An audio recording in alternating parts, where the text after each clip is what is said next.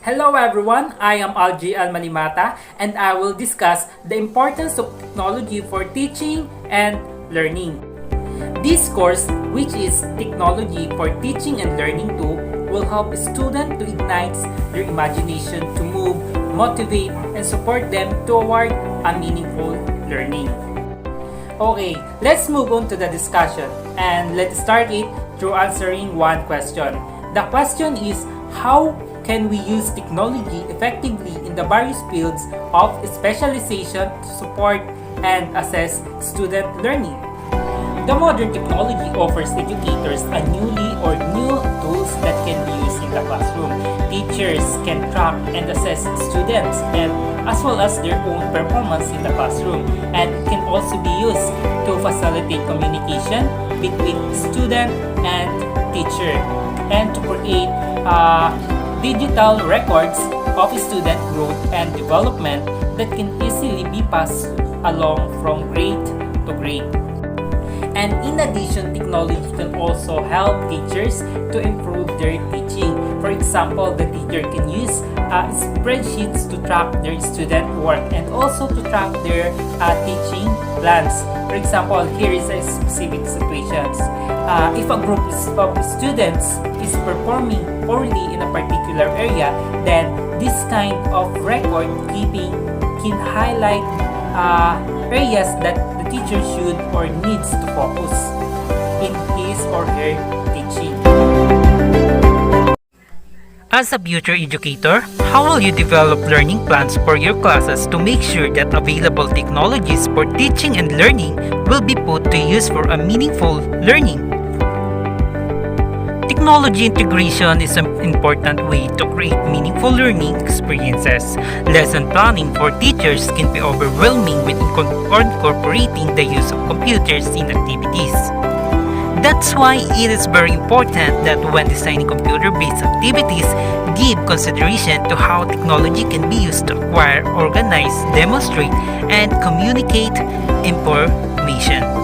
Here is a best procedure in developing learning plans considering the value of technology. Step 1. Examine curriculum documents. Select the topic. Identify learning objectives within a subject. Step 2. Determine knowledge and skills. Determine student background, knowledge, and existing technology skills. Decide how a student will acquire new knowledge and skills. Step 3. Select a technology product to apply learning. Use a technology-based product for students to create. List the technology skills required to complete the task. Step 4. Select a method of assessment and criteria for evaluation. Determine the method of assessment. Using technology in classroom evaluations. One example of a new tool is a program called Diagnoser, developed by Jane Menstrual and Earl Hampton at the University of Washington. This program is designed to give teachers insight into a student's conceptual understanding of high school science. The program asks a series of questions which are designed to test deep understanding. The goal is not to elicit the correct answer, but to understand how the student arrives at the answers they have chosen. Gravity, for example, is one of the modules the program addressed. Gravity is frequently misunderstood, and many students often believe that heavy objects fall more rapidly than light ones. The Diagnoser is designed to ask a series of questions about the behavior of a bowling ball and golf ball. If both are let go at the same time, which will hit the ground first? And then, through a series of questions, the teacher gets an insight into the student's understanding of the basic principles behind their choices. What are their miscomprehensions? With a clear view of his classes and misunderstandings, the teacher can shift emphasis and redesign his instructional plan in mid-course. Teachers play a very important role not only inside the classroom as classroom teachers but also as facilitators of student learning, designing, implementing, and evaluating the curriculum.